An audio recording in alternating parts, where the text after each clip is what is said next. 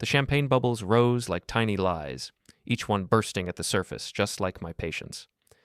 I stood in the corner of the glass house, watching my fiancée Chloe Carter hold court in the center of the room, her left hand extended like she was blessing peasants with a glimpse of royalty. The engagement ring caught the light from every angle, 2 carats of princess-cut perfection that had cost me 3 months' salary from my accounting firm. Before we dive deeper into this story, I have one small request. Please subscribe, drop a like, comment, and hit that hype button to boost this channel so more people can discover these incredible Reddit stories. "Tyler, isn't it just divine?" gushed Mrs. Patterson, one of Chloe's mother's country club friends. She grabbed my arm with her bony fingers, her breath reeking of gin and desperation. "Chloe is absolutely glowing. You must be so proud." Proud. Right. I watched as Chloe threw her head back in that practiced laugh she'd perfected for social media, her blonde hair cascading over her shoulders like spun gold. Everything about her was calculated, from the way she positioned herself near the windows for the best lighting to how she angled her hand so the ring would catch every photographer's flash. "Oh, I'm something all right," I muttered, taking another sip of my whiskey. The amber liquid burned, but not as much as watching the woman I'd planned to marry perform like a trained seal for her audience. Chloe's squad surrounded her like a protective barrier, Tessa with her phone constantly recording for her Instagram stories, Harper snapping photos for Chloe's blog, and Sophie nodding along to every word like a bobblehead doll. They were all cut from the same cloth, privileged, entitled, and utterly convinced that the world revolved around their perfectly curated lives. "Tyler Brooks, you sly dog." Liam Grant appeared beside me, his cologne announcing his presence before his voice did. The guy looked like he'd stepped out of a luxury car commercial.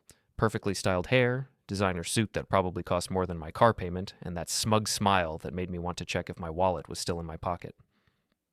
"Liam," I nodded, wondering what the town's premier luxury realtor wanted with me. We'd never been friends, barely acquaintances, really. He ran in Chloe's social circle, selling million-dollar lake houses to people who used them 3 weeks a year. "Quite the party," he said, gesturing toward the crowd. "Chloe really knows how to make an entrance." Something in his tone made my skin crawl. The way he said her name, like he was tasting it. I studied his face, but his expression remained neutral, professional even. "She certainly does," I agreed, watching as Chloe posed for another round of photos. Though sometimes I wonder if she remembers there's supposed to be a groom in this equation. Liam laughed, but it sounded forced. "Well, you know what they say. Happy wife, happy life." "We're not married yet," I pointed out. "Right, of course." He shifted uncomfortably, his eyes drifting back to Chloe. "Well, congratulations again.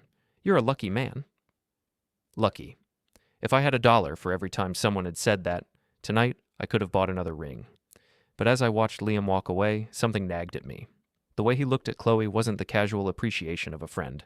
It was something deeper, hungrier. I shook off the thought and made my way through the crowd toward my fiancée. The conversations around me blurred into white noise. Discussions of vacation homes and designer handbags, and whose daughter was dating which senator's son. This was Chloe's world, not mine. I'd grown up in a middle-class family where we celebrated at Applebee's, not venues that cost more per hour than most people made in a month. "There's my handsome fiancé," Chloe's voice carried across the room as she spotted me approaching. She extended her arms dramatically, the ring catching the light again. "Everyone, come meet the man who made all my dreams come true." The crowd gathered around us, and I felt like a specimen under a microscope. Chloe wrapped her arms around my neck, pulling me close for the cameras. Her perfume was overwhelming, expensive and cloying. "Tell them about the proposal," she whispered in my ear, loud enough for others to hear. "Tell them how romantic it was." I'd proposed at sunset on the lake, just the 2 of us. It had been private, intimate, perfect. But Chloe had made me recreate it 3 times for her photographer the next day, getting the perfect shot for her social media announcement. "It was special," I said simply, not wanting to cheapen the memory by turning it into performance art. "Oh, come on, Tyler," Tessa chimed in, her phone still recording. "Don't be modest. Chloe showed us the video. It was like something out of a movie." Of course she'd shown them the video. Nothing was sacred anymore. Everything had to be content for her brand. "The ring is absolutely stunning," Harper added, zooming in with her camera. "Tyler, you have excellent taste." "Actually," Chloe said, her voice taking on that sing-song quality she used when she was about to say something she thought was clever, "I have to confess something." The crowd leaned in, eager for gossip. I felt a chill run down my spine. "I almost said no when Tyler proposed," she continued, giggling like she'd just shared the world's funniest joke. But then I saw this ring, and I just couldn't resist. I mean, look at it. I only said yes because the ring was so stunning. The laughter that followed felt like nails on a chalkboard. Some people thought she was joking, but I could see the truth in her eyes. She wasn't kidding. The ring, my 3 months of overtime, my carefully saved money, my symbol of love and commitment, was just a pretty accessory to her. The room went quiet as people realized I wasn't laughing along. Chloe's smile faltered as she noticed my expression. "Tyler?" she said uncertainly. "It was just a joke, honey." But it wasn't a joke, and we both knew it. In that moment, everything crystallized. The constant social media posts, the way she always positioned herself to show off the ring, her obsession with getting the perfect photos. It had never been about us. It had been about the jewelry. Without saying a word, I reached for her left hand. She didn't resist as I slid the engagement ring off her finger. The metal was warm from her skin, but it felt cold in my palm. "Then you won't need this," I said quietly, my voice carrying in the sudden silence. Chloe's face went white. "Tyler, what are you doing?" I pocketed the ring and looked around the room at all the shocked faces. "I'm giving you what you really want, the chance to be the center of attention." "Tyler, please," Chloe's voice cracked, tears forming in her eyes. I didn't mean it like that. But she had meant it exactly like that, and everyone in the room knew it. I could see the wheels turning in their heads, the gossip already forming. This would be the story they'd tell for months, the engagement party where the groom took back the ring. "Enjoy your party," I said, turning toward the exit. "I'm sure you'll get plenty of content out of this." I walked through the crowd, ignoring the whispers and gasps. Behind me, I could hear Chloe starting to cry, her friends rushing to comfort her. Part of me wanted to turn back, to apologize and pretend it had all been a misunderstanding, but I kept walking. The cool night air hit my face as I stepped outside the glass house. The parking lot was full of luxury cars, BMWs, Mercedes, a few Teslas. My Honda Civic looked pathetic among them, but right now it represented freedom. As I drove home, my phone started buzzing with notifications. Social media was already exploding with videos and photos from the party. Their engagement fail was trending, along with Warda, poor Chloe, and Tyler, the villain. Tessa had uploaded the entire confrontation to her Instagram story, complete with crying emojis and dramatic music. I turned off my phone and drove through the quiet streets of our small Maine town. The lake reflected the moonlight like scattered diamonds, beautiful and cold. Tomorrow, everyone would be talking about what happened tonight. Chloe's reputation as the perfect influencer would take a hit, but she'd probably spin it into content somehow. Heartbreak sold almost as well as happiness on social media. When I got home to our shared house, my house technically since I'd bought it before we got together, I sat in the driveway for a long time. 3 years of my life with Chloe Carter, and it had all come down to a ring. A beautiful, expensive symbol of everything that was wrong between us. My phone buzzed with a notification despite being on silent. I glanced at the screen and saw a direct message from an anonymous account. "You have no idea what she's been up to." I stared at the message, my heart pounding. Who was this? What did they know? Another message appeared. "Check her closet, behind the shoeboxes." I sat in my car, engine cooling, and realized that tonight hadn't been an ending at all. It had been the opening act. I didn't sleep that night. Every time I closed my eyes, I saw Chloe's face when I took the ring back. The shock, the humiliation, the way her perfectly applied makeup had started to streak with tears. Part of me felt guilty, but a larger part felt something I hadn't experienced in months. Relief. The anonymous messages kept echoing in my head. "Check her closet, behind the shoeboxes." I'd been living with Chloe for 8 months, but her walk-in closet was sacred territory. She'd made that clear from day one, claiming she needed space to organize her content creation wardrobe. I'd respected that boundary, even when it seemed excessive for someone whose job was taking pictures of herself. At 3 a.m., I finally gave up on sleep and padded down the hall to our bedroom. Chloe hadn't come home yet, probably staying at Tessa's apartment, crying into a bottle of wine and planning her comeback story. The house felt different without her presence, quieter but somehow more honest. Her closet door was slightly ajar, revealing racks of clothes organized by color and season. Everything had tags and labels, a rainbow of designer brands I couldn't pronounce. The shoeboxes were stacked neatly on the top shelf, at least 30 of them in perfect rows. I pulled over a chair and started checking behind the boxes. At first, nothing. Then my fingers found something small and rectangular tucked behind a box of Christian Louboutin heels that cost more than my monthly rent. A burner phone. My hands trembled as I powered it on. The screen lit up, showing dozens of unread messages. No password protection? Chloe had always been careless about digital security, assuming no one would ever look. The contact list was short. Mom, Tessa, work, and one entry that made my stomach drop. L. I opened the message thread with L, and my world shifted on its axis. Can't wait to see you tonight. Tyler will be at his office late again. Chloe, sent 3 days ago. Your place or mine? I have champagne. L, response. Mine. He never checks my closet. We'll have hours. Chloe. You know I can't resist you in that black dress. L. The one Tyler bought me for our anniversary? Perfect. See you at 8. Chloe. I scrolled up, finding weeks of messages. Months, actually. The affair had been going on since before our engagement. While I'd been working overtime to afford the ring, she'd been planning secret rendezvous with L. But who was L? I found my answer in a photo she'd sent him, a selfie taken in our bedroom, wearing lingerie I'd never seen before.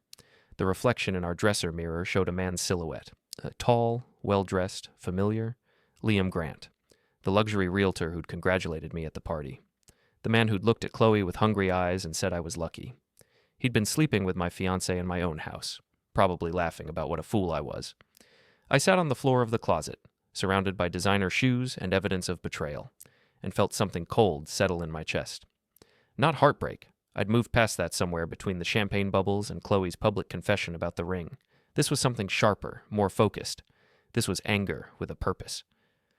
My phone rang, startling me. Jared's name appeared on the screen. My coworker and closest friend was probably calling to check on me after seeing the social media explosion. Tyler, man, what the hell happened tonight? Jared's voice was concerned, but also slightly amused. The entire internet is losing its mind over some engagement party drama. Chloe showed her true colors, I said, still staring at the burner phone. Turns out she was more interested in the jewelry than the relationship. Dude, that's rough. But honestly, from an outside perspective, you dodged a bullet. That girl was high maintenance with a capital H. Jared had never liked Chloe, though he'd been polite about it. He'd called her Instagram incarnate and a walking advertisement for herself. I'd defended her, but now his words felt prophetic. Jared, I said carefully, hypothetically speaking, if someone wanted to track a cheating partner's activities, what would be the best way to do that? There was a pause. Jared worked in IT security, and his mind went to interesting places when presented with technical challenges. Hypothetically? He said. Well, most people are creatures of habit. They use the same passwords, frequent the same places, follow predictable patterns. If someone was conducting an affair, they'd probably have regular meeting spots, consistent timing, maybe even location sharing turned on without realizing it. What about tracking a car? AirTags are cheap and effective. Stick one under a bumper or in a wheel well, and you can monitor someone's movements indefinitely. Completely legal if it's your car or if you have permission to track it. Liam's BMW had been parked right next to my Honda at the party. It would have been easy to plant something while everyone was inside watching the drama unfold. Thanks, man. Just curious. Tyler, Jared's voice became serious. Whatever you're thinking about doing, be smart about it. Don't let anger make you stupid. After hanging up, I spent the next hour documenting everything on the burner phone. Screenshots, photos, a complete timeline of the affair. Chloe and Liam had been careless, treating their secret like a game. They'd taken photos in restaurants I recognized, made plans around my work schedule, even joked about how oblivious I was. The sun was rising by the time I finished my digital archaeology. I had enough evidence to destroy both their reputations, but I wanted more than just exposure. I wanted them to understand what it felt like to be humiliated, to have their carefully constructed lives crumble in public. Chloe had built her entire identity around being the perfect influencer girlfriend. Her blog, Lakeside Luxury, showcased our relationship as aspirational content. She'd monetized our love story, turning intimate moments into sponsored posts and affiliate marketing opportunities. Liam, meanwhile, had cultivated an image as the town's most eligible bachelor and successful businessman. He sold luxury properties to wealthy clients who valued discretion and class. His reputation was everything in a small town like ours. They'd both underestimated the quiet accountant, assuming I'd never fight back. But they'd forgotten something important about accountants. We're very good at finding discrepancies and balancing the books. My phone buzzed with a text from Chloe. Tyler, please call me. We need to talk. I can explain everything. I looked at the message and felt nothing. No urge to forgive, no desire to work things out. That part of me had faded somewhere between finding the burner phone and reading about how they'd laughed at my expense. Instead, I texted back, Enjoy your day. I know I will. Then I got dressed, grabbed my keys, and headed out to buy some AirTags. It was time to start evening the score. The local electronics store was just opening when I arrived. The teenage clerk looked half asleep, probably hungover from whatever party he'd attended the night before. He perked up when I asked about tracking devices. AirTags are pretty sweet, he said, pulling out a package. Super easy to use, great range, and the battery lasts forever. What are you planning to track? Just want to keep tabs on my car, I lied smoothly. Lot of break-ins lately. He nodded knowingly and rang up the purchase. As I walked back to my car, I felt lighter than I had in months. For the first time since meeting Chloe, I was taking action instead of just reacting. My phone buzzed with notifications from social media. The engagement party drama was still trending, with new videos and commentary appearing every few minutes. Chloe's followers were split between supporting her and criticizing her materialistic comment about the ring. Some were calling for the full story, demanding to know why I'd really taken it back. They'd get their answers soon enough. I drove through town, past the glass house where last night's humiliation had played out, past the lake where I'd proposed with such hope and optimism. Everything looked the same, but I felt like a different person.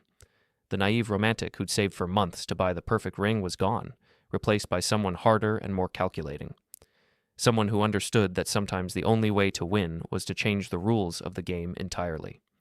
The Dive was exactly what its name suggested, a dive bar that catered to locals who preferred their drinks strong and their conversations honest. Unlike the glass house with its panoramic windows and pretentious atmosphere, the Dive was all dark wood and dim lighting, the kind of place where secrets were shared and reputations were made or destroyed. I found Cassie behind the bar, wiping down glasses with practiced efficiency. She'd been serving drinks at the Dive for 15 years, which meant she knew everyone's business in our small town. Her auburn hair was pulled back in a practical ponytail, and her green eyes held the wisdom of someone who'd heard every sob story and celebration speech imaginable. "Well, well," she said as I approached the bar, "if it isn't the man of the hour, I heard you caused quite a scene last night at the Fancy Glass Palace." "News travels fast," I said, sliding onto a bar stool. "Honey, in a town this size, news travels at the speed of light, especially when it involves Chloe Carter and her Instagram empire." Cassie poured me a whiskey without asking. "So, what really happened? And don't give me the sanitized version. I've already heard that from 3 different sources." I took a sip of the whiskey, feeling the familiar burn. "She told a room full of people that she only said yes to my proposal because of the ring, so I took it back." Cassie whistled low. "Brutal, but probably overdue, if you ask me." "You never liked her." "I never trusted her," Cassie corrected. "There's a difference. That girl treated our town like her personal photo studio and everyone in it like props for her content. You were just the biggest prop of all, the devoted boyfriend who bankrolled her lifestyle." Her words stung because they were true. I'd been so blinded by Chloe's beauty and apparent affection that I'd ignored the transactional nature of our relationship. She'd never contributed financially to our shared expenses, claiming her brand building was an investment in our future. Meanwhile, I'd worked overtime to support her shopping habits and maintain the lifestyle she showcased online. "Cassie," I said carefully, "what do you know about Liam Grant?" Her expression darkened. "Real estate pretty boy? What about him?" "Just curious. He was at the party last night. Seemed very interested in the drama." Cassie leaned against the bar, her voice dropping to a conspiratorial whisper. "Liam Grant is a snake in an expensive suit. He's been sniffing around married women and taken ladies for years, but he's smart about it. Keeps everything quiet, never leaves evidence. His clients trust him because he projects this image of discretion and class." My pulse quickened. "Any specific examples?" "Nothing I could prove in court, but plenty of rumors. Wives of his wealthy clients suddenly filing for divorce after working with him on property sales. Always very hush-hush, very expensive settlements to keep things quiet." She studied my face. "Why the interest? Please tell me you're not thinking of hiring him to sell your house." "Something like that," I said vaguely. Cassie's eyes narrowed. "Tyler Brooks, what are you planning?" Before I could answer, the bar door opened and Jared walked in, looking around nervously. He spotted me and hurried over, his laptop bag slung over his shoulder. "There you are," he said, slightly out of breath.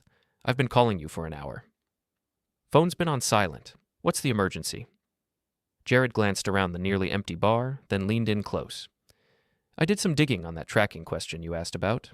Purely theoretical research, of course." Cassie raised an eyebrow but said nothing, refilling my glass and pretending not to listen. "What did you find?" I asked. "Well, hypothetically speaking, if someone wanted to monitor another person's activities, there are multiple approaches.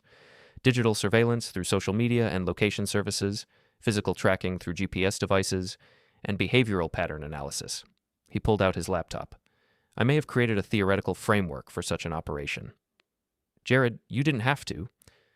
Actually, I did, because I also did some research on your ex-fiance's social media presence, and I found some interesting anomalies.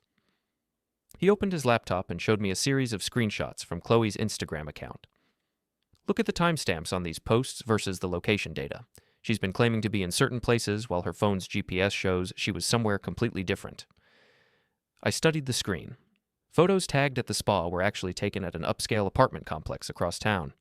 A girls' night out post showed her supposedly at Tessa's house, but the location data placed her at the same apartment complex. That's Liam's building, I realized. The luxury realtor? Jared's fingers flew across the keyboard. Let me cross-reference that with public records. Within minutes, he'd pulled up property records showing that Liam Grant owned a penthouse unit in the building, the same building where Chloe had been spending time while lying about her whereabouts. Jesus, Cassie muttered, having abandoned any pretense of not eavesdropping. She was cheating on you with that sleazeball? The evidence was damning, but I felt oddly calm. The anger from this morning had crystallized into something sharper and more focused. This wasn't just about betrayal anymore. It was about justice. Jared, I said quietly, how would someone hypothetically expose this kind of deception? Well, he said, warming to the theoretical challenge, the most effective approach would be multi-pronged: social media exposure, public humiliation, and professional consequences. You'd want to target both parties simultaneously to prevent them from coordinating a defense. For example? For example, you could create a coordinated release of evidence across multiple platforms: social media posts, email campaigns, maybe even some creative public demonstrations. The key would be timing. You'd want everything to hit at once, creating maximum impact and preventing damage control. Cassie slammed a glass down on the bar. Boys, I've heard enough theoretical discussion for one day. Tyler, if you're planning what I think you're planning, you need to be smart about it. This town loves gossip, but it also protects its own when push comes to shove. Liam Grant has money and connections. Chloe Carter has a social media following and sympathy from last night's drama. What are you saying? I'm saying if you're going to war, you better win decisively. Half measures will just make you look vindictive and give them ammunition to use against you. She leaned across the bar. But if you do this right, if you expose them completely and publicly, this town will turn on them faster than you can imagine. Nothing we hate more than people who think they're better than us. I finished my whiskey and stood up. Thanks for the advice. Both of you. Tyler, Jared called as I headed for the door. Remember what I said about not letting anger make you stupid. Don't worry, I said, turning back with a smile that felt foreign on my face. I'm not angry anymore. I'm focused. Outside the dive, I sat in my car and made a list on my phone. Chloe's vulnerabilities, her social media reputation, her brand partnerships, her carefully curated image. Liam's vulnerabilities, his professional reputation, his client relationships, his status in the community. Then I opened the package of AirTags I'd bought that morning and smiled. Phase 1 was about to begin. I drove to Liam's apartment building, a sleek glass tower that screamed expensive taste and minimal personality. The parking garage was accessible to visitors, and Liam's BMW was easy to spot, vanity plates reading luxury in case anyone missed the point. The AirTag attached easily to the inside of his rear wheel well, invisible unless someone was specifically looking for it. Within minutes, my phone showed Liam's location on a map, updating in real time. Phase 1 complete. Now it was time to get creative. The next morning brought a text from Chloe that made me almost spit out my coffee. Tyler, I'm coming to get my things. We need to talk about this misunderstanding. Misunderstanding? As if accidentally discovering months of infidelity through a hidden burner phone was just a simple communication error. I texted back. I'll be at work until 6. Key is under the mat. What I didn't mention was that I'd be taking a very long lunch break. The AirTag on Liam's BMW had provided fascinating data overnight. He'd driven to Chloe's friend Tessa's apartment at 11 p.m. and stayed until 3 a.m., comforting the grieving ex-fiancée, no doubt. How noble of him. At my accounting firm, I tried to focus on spreadsheets and tax returns, but my mind kept wandering to the plan taking shape. Jared had been right about the multi-pronged approach. I needed to hit both targets simultaneously and decisively. Around noon, my opportunity arrived in the form of a phone call. Tyler Brooks, this is Jennifer Walsh from Prestige Motors. I'm calling about your BMW service appointment. I think you have the wrong number. I drive a Honda. Oh, I'm sorry. I'm looking for the owner of a BMW with license plate luxury 1. The number on file is yours. Interesting. Liam had apparently used my contact information when buying his car, probably as a joke or maybe to avoid spam calls. Either way, it gave me an idea. Actually, I said, I'm calling on behalf of the owner. He's having some issues with strange smells in the vehicle, something in the air conditioning system. We can definitely look at that. When would he like to bring it in? He's pretty busy this week. Could you recommend a temporary solution, something to neutralize odors? Jennifer launched into a detailed explanation of automotive air freshening systems, mentioning that organic matter in the vents was particularly difficult to remove and required professional cleaning. Organic matter, like shrimp. After hanging up, I made a quick trip to the grocery store. 2 pounds of fresh shrimp, the kind that would smell absolutely horrific after a few hours in a warm car. The teenage cashier didn't even blink, probably assumed I was planning a seafood dinner.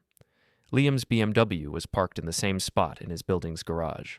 The vanity plates gleamed in the fluorescent lighting, a perfect symbol of his arrogance. I popped the hood and located the air intake for the cabin air system, then carefully distributed the shrimp throughout the ventilation system. In a few hours, when the afternoon sun heated up the garage, Liam's luxury vehicle would become a mobile seafood nightmare.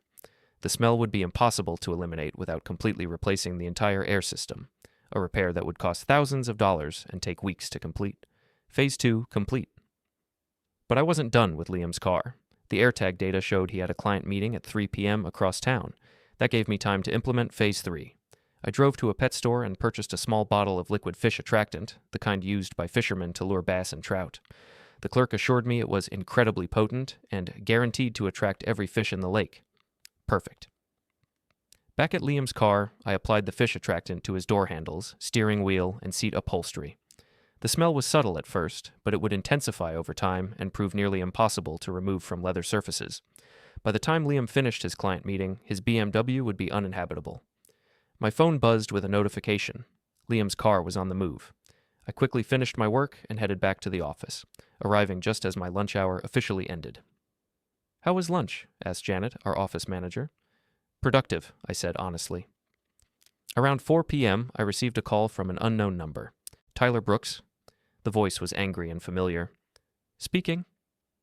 "This is Liam Grant. I think we need to have a conversation." "About what?" "About whatever you did to my car, you psychotic bastard." I leaned back in my chair, smiling. "I'm sorry. I'm not sure what you're talking about. Is everything okay?" "Don't play dumb with me. My car reeks like a fish market, and I know you're behind it." "That's a serious accusation, Liam. Do you have any proof?" The silence on the other end stretched for several seconds. Finally, Liam spoke again, his voice lower and more controlled. "I don't know what you think you know, but if you're trying to send me a message—" "The only message I'm interested in sending," I interrupted, "is to my insurance company about replacing my engagement ring. Someone stole the original." Another pause. "Tyler, if this is about Chloe, this is about respect," I said calmly. "Something you clearly don't understand. You have no idea what you're messing with." "Actually, I think I have a pretty good idea. Enjoy your drive home, Liam. I hear the evening traffic can be really suffocating." I hung up and immediately called Jared. "Phase 2 is complete," I said. "Liam's having car trouble." "Jesus, Tyler, what did you do?" "Nothing illegal. Just helped him understand that actions have consequences." "And Phase 3? I looked at the clock. Chloe would be at our house right now, packing her things and probably calling her friends to complain about my unreasonable behavior. Her social media followers were still debating the engagement party drama, with opinions split between supporting her and criticizing her materialism. Time to tip the scales. Phase 3 requires your technical expertise," I said. "How quickly can you help me create a mass email campaign?" "Depends on what you want to send and to whom." "I want to send a very special photo album to every contact in Chloe's phone, including her business partners, brand sponsors, and family members." "Tyler."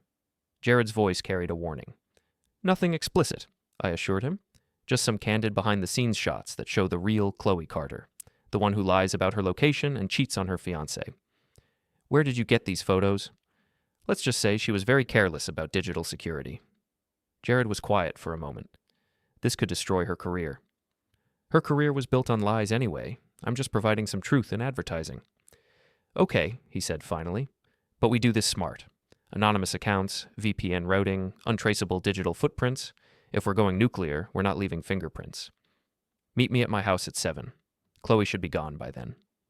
Tyler, Jared said seriously, once we do this, there's no going back. Are you sure this is what you want? I thought about the burner phone hidden behind designer shoeboxes, about months of lies and betrayal while I worked overtime to pay for her lifestyle, about Liam's smug congratulations at the engagement party while he was sleeping with my fiancée. I'm sure, I said. Phase 3 was about to begin, and Chloe Carter's carefully curated world was about to come crashing down. When I arrived home at 6:30, Chloe's car was gone, but the evidence of her hasty packing was everywhere. Drawers left open, hangers scattered on the floor, and a note on the kitchen counter written in her distinctive looping handwriting. Tyler, I took my things. We need to talk when you're ready to be rational.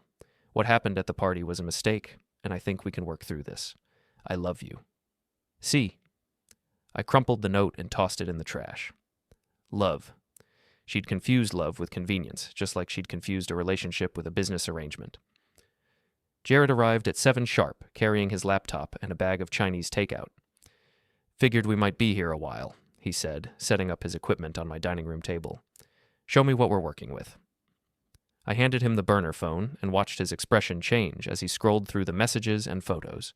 His technical mind was cataloging the evidence, but I could see the human disgust in his eyes. Jesus, Tyler. She was planning to meet him here while you were at work? In your house? Multiple times. Check the dates. Some of those messages are from when she was supposedly sick with the flu last month. And this guy, Liam, he knew she was engaged? He congratulated me on our engagement literally hours after sending her explicit messages. Jared shook his head and opened his laptop. Okay, let's build a case. First, we need to extract all the relevant data and organize it chronologically. Then we'll create a presentation that tells the story clearly and convincingly. For the next 2 hours, we worked like digital detectives, building a comprehensive timeline of the affair. The evidence was damning. Photos taken in my house while I was at work, messages coordinating their meetings around my schedule, even jokes about how oblivious I was. The worst part, I said, pointing to a particularly cruel exchange, is how they laughed about it. Look at this. She's telling him about the engagement ring, calling it Tyler's desperate attempt to lock me down. Jared winced. That's brutal, but it's also perfect evidence of her true feelings about the relationship. What do you mean? Well, if anyone questions your actions at the engagement party, this proves you were right to take the ring back. She admitted in writing that she didn't value your relationship. He was right. The messages painted a clear picture of a woman who viewed her fiancé as a financial provider while pursuing her real romantic interest elsewhere. Okay, Jared said, cracking his knuckles. Time for the technical magic. I'm going to create an anonymous email account and set up a mass distribution system. Who's on the recipient list? I pulled out Chloe's laptop. She'd left it behind in her hurry to pack, and accessed her contact list. Her family, her business contacts, her brand sponsors, and her entire social circle. That's a lot of people. She made our relationship public content. Now she gets to deal with the public consequences. Jared set up the email campaign while I crafted the message. It needed to be factual, devastating, and impossible to dismiss as fake. Subject, the real Chloe Carter, behind the scenes. To whom it may concern, the attached images and messages were taken from Chloe Carter's personal devices and document her ongoing affair with Liam Grant during her engagement to Tyler Brooks. These materials show the true nature of her character and the deceptive practices behind her Lakeside Luxury brand. All timestamps and metadata are preserved for verification. The public deserves to know the truth about the people they follow and support. A concerned observer. Short and effective, Jared said, reviewing the draft. Let's attach the evidence and set up the distribution. We organized the photos and messages into a clear timeline, redacting only the most explicit content while preserving the context. The story told itself. Months of deception, lies, and betrayal while maintaining a false public image. Ready? Jared asked, his finger hovering over the send button. I thought about Chloe's note, her claim that we could work through this.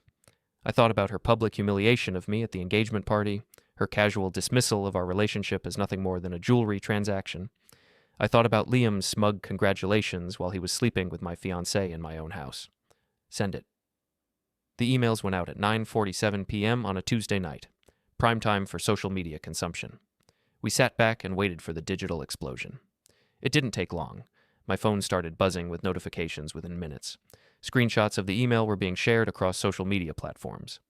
Chloe's Instagram comments section exploded with questions and accusations.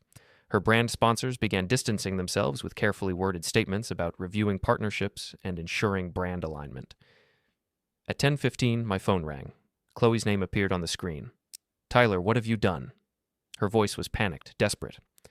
"I've provided some truth in advertising," I said calmly. "Your followers deserve to know the real person behind the brand." "Those were private messages. You had no right—" "I had every right. They were on a phone hidden in my house, documenting an affair conducted in my bedroom. I'd say that gives me standing." "Tyler, please, you're destroying my life." "I'm not destroying anything. I'm just showing people what was already there. My sponsors are pulling out. My family is calling. Everyone is seeing the real Chloe Carter for the first time. Congratulations, you're finally being authentic." The line went quiet, except for the sound of her crying. "Tyler," she said finally, "I know I made mistakes, but we can fix this. We can get past this." "There's no we anymore, Chloe. There hasn't been for months. I was just too blind to see it. Please, I'll do anything. I'll delete all my social media. You'll what? Stop being who you are?" "This isn't about social media, Chloe. This is about character. And you've shown me exactly who you are." I hung up and immediately blocked her number. Jared was monitoring the social media response on his laptop. "Holy shit, Tyler. This is going viral. Your Chloe Carter Exposed is trending, and the engagement party video is being reshared with new context." I looked at his screen and felt a cold satisfaction. The narrative had completely flipped. Instead of Tyler the villain who humiliated his fiancée, I was now Tyler the victim who'd discovered his fiancée's betrayal and responded with justified anger. "What about Liam?" I asked. "His real estate website is getting review bombed. Someone found his business social media and shared the evidence there too. His professional reputation is taking a massive hit." My phone rang again. This time it was Liam. "Ugh, you snake," he snarled. "You've destroyed everything I've worked for." "Actually, you destroyed it yourself. I just provided the documentation." "This isn't over. I'll sue you for defamation, invasion of privacy." "With what evidence?" "Everything I shared came from Chloe's own devices and shows your own words and actions. Truth is an absolute defense against defamation." "You think you're so smart, don't you? Well, let me tell you something." "Let me tell you something," I interrupted. "You're a small-town real estate agent who thought he could play games with other people's lives. Now you're learning that actions have consequences. How's your car, by the way?" The silence stretched for several seconds. "Stay away from me," Liam said finally. "Gladly. Enjoy explaining this to your clients." I hung up and turned to Jared, who was staring at his laptop screen with wide eyes. "What now?" "Chloe just posted a public apology on Instagram. She's claiming she was confused and made poor choices, but that the private messages were taken out of context." "Too little, too late?" "Way too late.